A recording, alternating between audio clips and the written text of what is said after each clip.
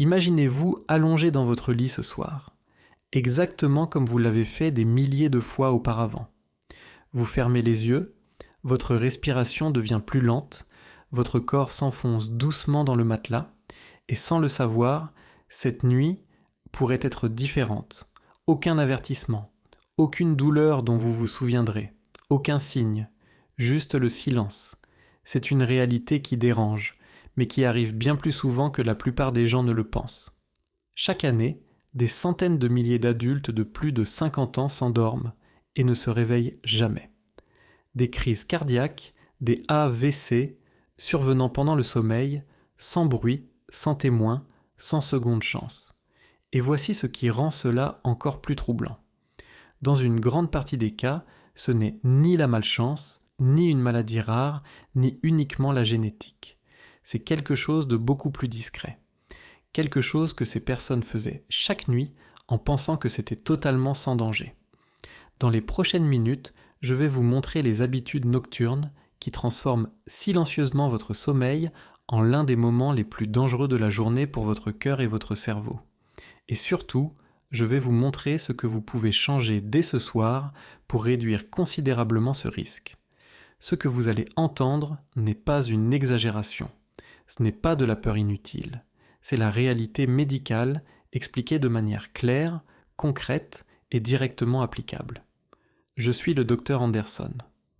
Depuis plus de 20 ans, j'accompagne et j'étudie la santé cardiovasculaire chez les adultes de plus de 50 ans. Et si vous faites partie de ce groupe, ce message pourrait littéralement faire la différence entre une nuit ordinaire et une nuit critique. Voici ce que la majorité des gens ignorent.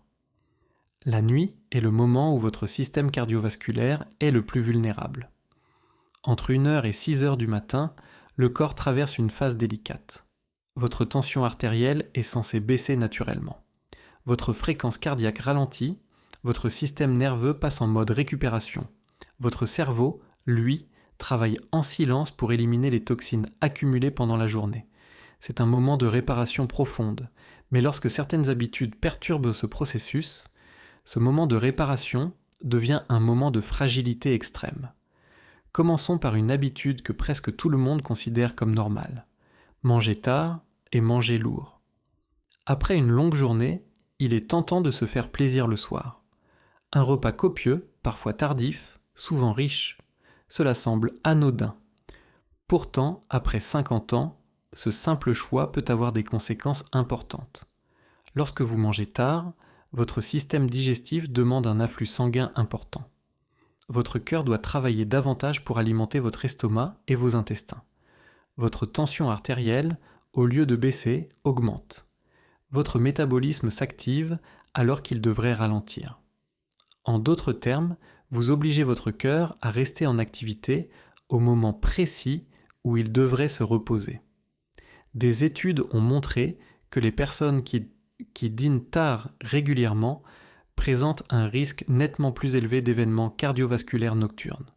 J'ai suivi un homme de 61 ans qui mangeait chaque soir après 21 heures. Pour lui, c'était un rituel. Une nuit, il a été victime d'une crise cardiaque pendant son sommeil. Son cœur avait été soumis à une pression constante pendant des années. Et cette nuit-là, il a cédé. Pourtant, ce facteur était modifiable.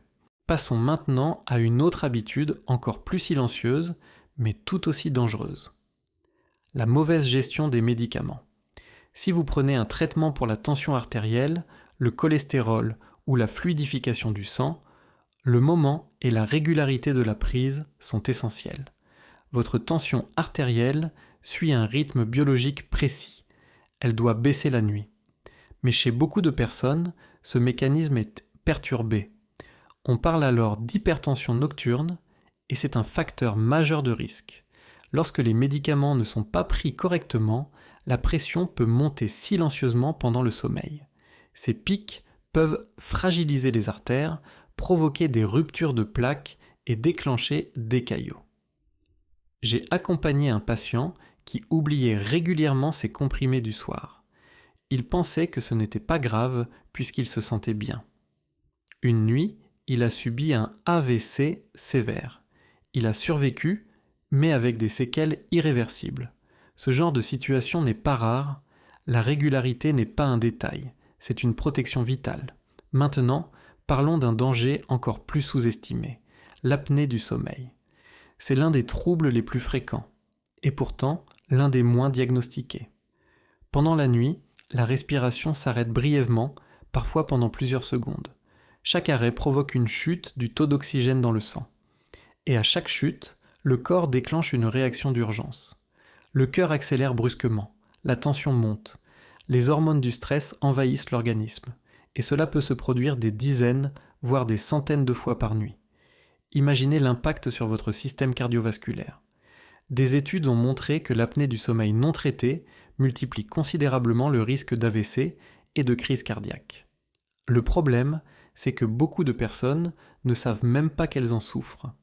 Ronflements forts, fatigue persistante, réveil nocturne, ces signes sont souvent ignorés. J'ai rencontré une patiente qui pensait simplement mal dormir. En réalité, son cœur subissait un stress intense chaque nuit. Elle a été sauvée de justesse après un épisode critique. Un simple diagnostic aurait pu prévenir cela bien plus tôt.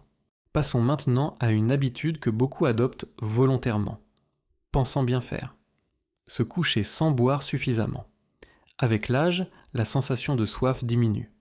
Beaucoup de personnes évitent de boire le soir pour ne pas se lever la nuit, mais cette décision peut avoir des conséquences sérieuses. Lorsque vous êtes déshydraté, votre sang devient plus épais, il circule moins facilement, et un sang plus épais augmente le risque de formation de caillots. Pendant le sommeil, la circulation ralentit naturellement. Si le sang est déjà épaissi, le risque augmente encore davantage. J'ai suivi un patient qui ne buvait jamais après le dîner. Une nuit, il a été victime d'un AVC. Les analyses ont révélé une concentration sanguine anormalement élevée. Dans ce cas, un simple verre d'eau aurait pu réduire ce risque. Enfin, parlons d'un facteur que presque personne ne prend au sérieux.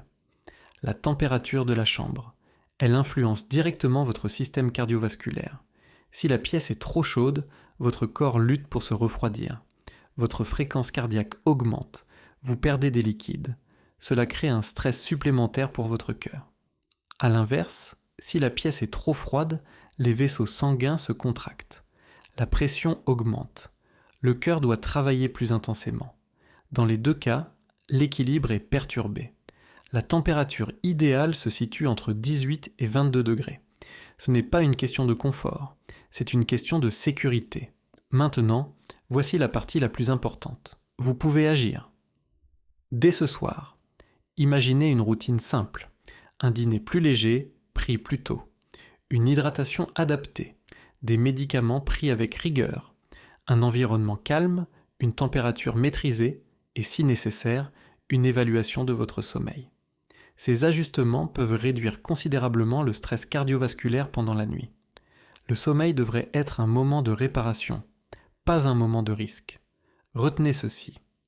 Beaucoup de crises cardiaques et d'AVC nocturnes ne sont pas une fatalité. Ils sont souvent liés à des habitudes répétées, et les habitudes peuvent être changées. Ce soir compte, pas demain, pas la semaine prochaine, ce soir. Votre cœur travaille pour vous depuis des décennies.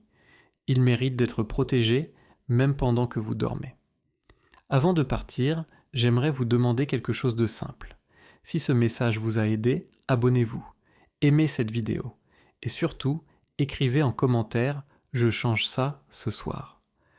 Parce que votre décision pourrait aussi inspirer quelqu'un d'autre à agir.